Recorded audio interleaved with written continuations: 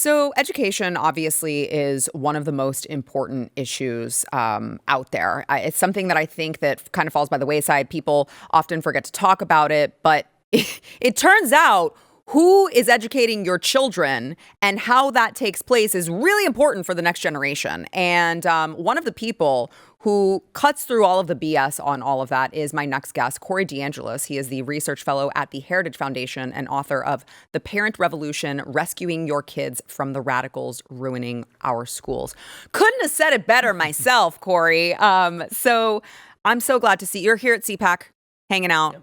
I'm really glad that you popped by. So I want to talk about school choice, which is obviously one of your big topics. I consider you a subject matter expert. All right, I'll take it. On school choice. Here in the state of Texas, we've had 250,000 plus applications that have already been submitted for the Texas Education Fund. So I would say there are tweaks that I would like to make on our particular bill and how it's playing out, but I'll take the small wins for now. We can build on the progress that we've already made. But you've got states like Maryland. Their House just passed a bill to force all private schools to hand their admissions processes over to the government. It's totally ridiculous. And they want total government control of private education, even without public funding going to those schools. So in Maryland, you have the Democrats in their House passed it 100 to 35 with a supermajority support. So even if it's vetoed by the governor, who's also a Democrat, it looks like they're still going to ram this through and have government regulation of private education, not just for K through 12, starting in pre-K all the way through college. And so in Texas, when we were passing this bill, which you're correct, it's a step in the right direction. There's going to be over 100,000 kids on wait lists in Texas because they only have enough funding for 90,000 kids or so. And lawmakers should come right back. Greg Abbott should call a special session to eliminate that wait list. We shouldn't be picking winners and losers anymore because there are prioritization categories in the bill for lower income and special needs students, and that's great, and they should have opportunities too, but everybody's paying taxes. The higher income families shouldn't have to go on a wait list. Exactly. Everybody should have access to their tax money to go to the school that works best for them.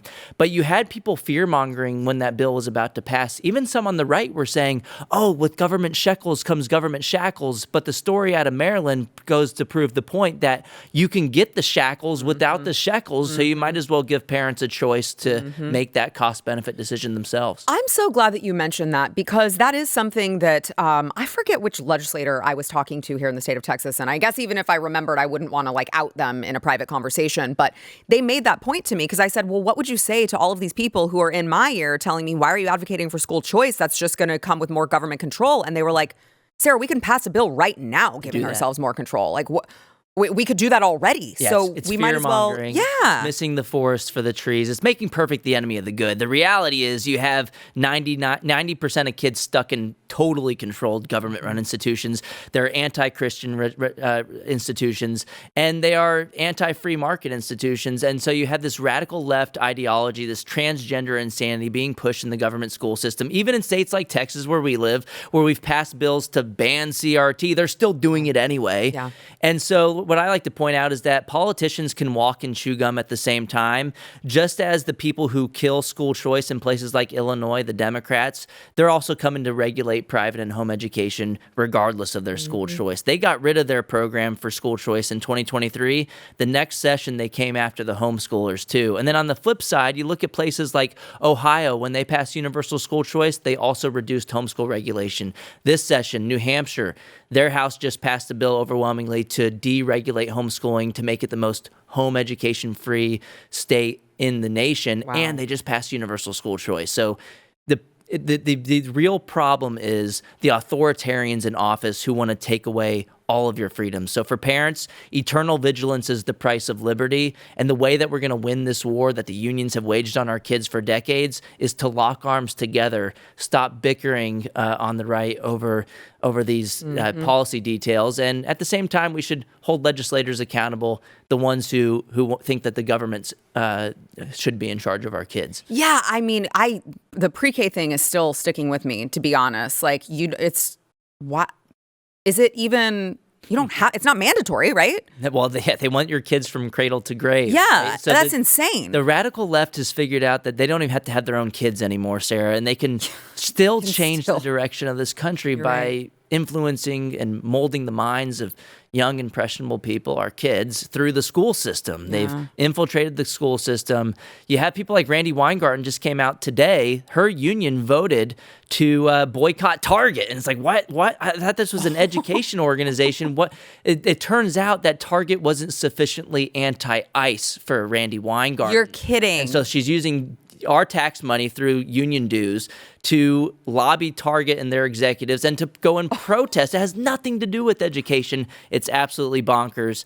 And that's why a lot of teachers, I think, are leaving the union and joining the Teacher Freedom Alliance. I know you had Ryan Walters on recently, but that's how you starve the beast and hold people like Randy accountable so that they might say, well, maybe we should start to focus on academics as opposed to activism. Maybe that would help the teachers and the kids alike. What a novel idea. That's a novel concept, Corey. I do think that, I mean, I could go on about this. I won't because it was 6 years ago. But like COVID obviously showed their hand where we were, they were doing Zooms and the parents were like, wait a second, what? And then on top of that, they wouldn't agree to come back to school, not because they were scared of catching the virus, but because they wanted all of these extra things. And it became immediately clear, like, oh, they actually don't care about the children at all.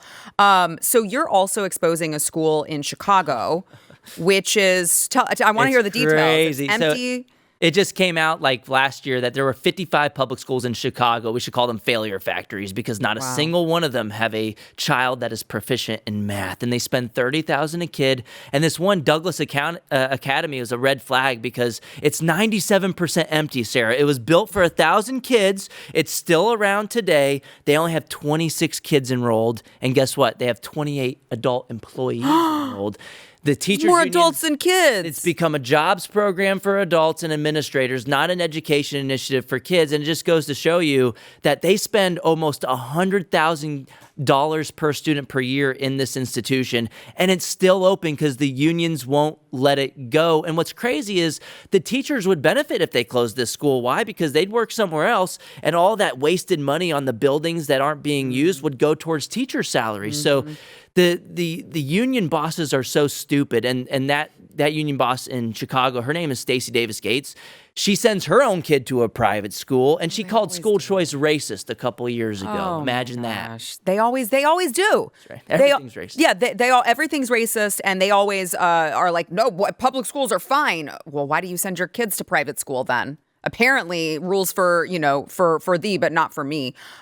So President Trump, I think, has been very supportive of the effort to fix schools, dismantling the Department of Education. I had a wonderful conversation with Linda McMahon, Secretary McMahon, back in, after he first got inaugurated, and she was extremely impressive in her ability to explain what the goal was, what the agenda was. But you have more ideas. You wrote an op-ed recently, overturning an outlandish Supreme Court ruling is the only way to fix education.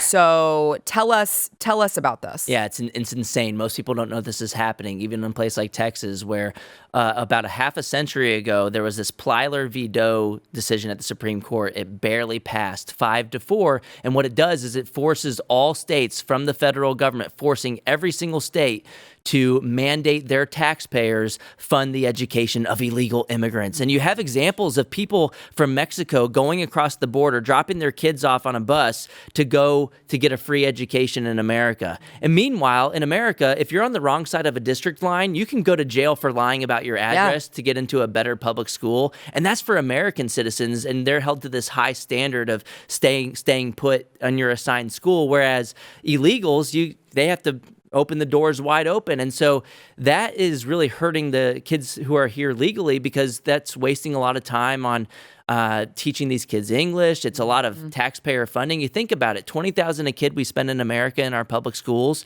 For a K-12 education, that's $260,000 a year American taxpayers are having to foot on students who aren't even here legally. So bills in states like Tennessee and other red states, they're going through their legislatures that might challenge the Plyler decision. Their House in Tennessee just passed a bill 70-25 to require the public school districts to at least start reporting how many illegals are in your system because the districts financially benefit from getting more people in the schools because it's regardless of whether you're here legally or not, the state needs to come in and say, no, it's illegal for you to force taxpayers to fund the education of illegal immigrants. It seems like a common sense solution. Polling has shown that a majority of Americans support reversing that Plyler veto decision. Yeah, it was also interesting that makes me think of the Department of Justice, not that long ago, actually had to sue the state of Texas, which Ken Paxton was in favor of, had to sue the state of Texas to get rid of the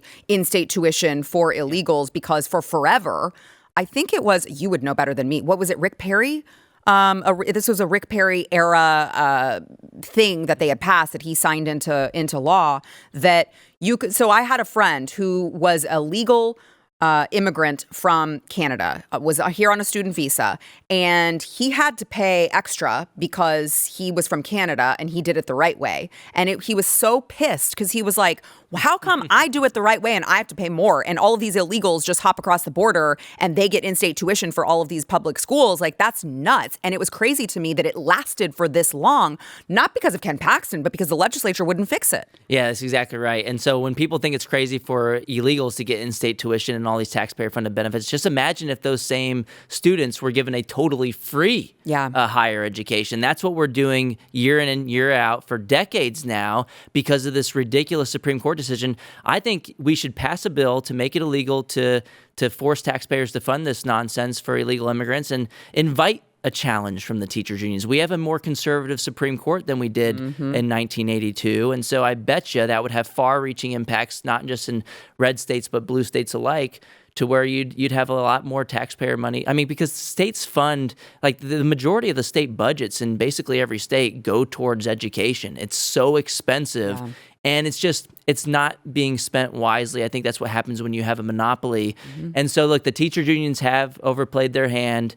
They awaken a sleeping giant that happens to be parents. Yep. And it's partially because these resolutions that were passed by the teachers unions last year in Portland, Oregon, of all places. I'm sure you saw the one where the NEA passed a resolution to declare President Trump a fascist. And in that same one, they misspelled the word fascism. Of course they did. Can't make this stuff up. Of course they did. So you were at the White House summit the other day. It was about AI, and it was AI in education, and it was hosted by the First Lady. Now, I have some questions for you. Okay, it was this moment where the First Lady walks out with this robot. What were you thinking when because these robots freak me out? Was it as scary in person? Well, I saw the robot thing the day after. I went on my birthday, actually, on Tuesday on the Global, Education Summit. And they did still talk a lot about AI and education. And I think it's important and it's great that Melania is getting out in front of the issue because the genie's out of the bottle. There's no putting it back in. I think where the magic's going to happen is an implementation of AI. I think it's a tool that could be used for good. I don't want the teachers unions to get in control of it because then they can indoctrinate our kids, not just using the employees, but also the technology as well. And Randy Weingarten recently announced a partnership with the World Economic Forum to create curriculum, and she announced a separate partnership with OpenAI and all these other tech companies. They're trying to get their hands on the algorithms, and so I think we need a free market, allow 1,000 flowers to bloom. And in Austin, Texas, there's actually a place called Alpha Schools I saw at the summit. Mackenzie Price is their founder, and I spoke with her a little bit. Their students are at the top 1% of math and reading nationally, and they've kind of found a good balance, a best of both worlds approach, where they have AI-intensive tutoring for 2 hours a day, but the rest of the day it's hands-on learning. So you don't have to go one way or the other, all technology or no technology. And I think some of the fears are overblown about, when the calculator was introduced, people thought, oh, kids aren't going to be able to do math anymore. When the laptop was introduced and all these problems. But the thing is, if you have a teacher that uses it as a crutch and says, we're just going to have the kids stuck to screens all day, that's where problems come in. But if you're having to compete in an open free market like Alpha Schools, then you're going to do a good job. Otherwise, you're going to shut down because parents are going to say, I'm not paying for this. I don't want my kid to be a zombie glued to the screen all day. Yeah, exactly right. Okay, Corey, this has been wonderful. Tell everyone where they can find you. You can find me on X. It's at DeAngelis Corey. I'm a research fellow at the Heritage Foundation. You can find my work there as well. And if you want to get a book that's endorsed by Trump, it's called The Parent Revolution. It's on Amazon. Get it while it's hot. It's on sale right now. I love it. I've read it. I have it. I love it. I highly recommend it. So make sure that you guys go pick that book up. And thank you so much, Corey. Thanks, Sarah. It's great talking to you.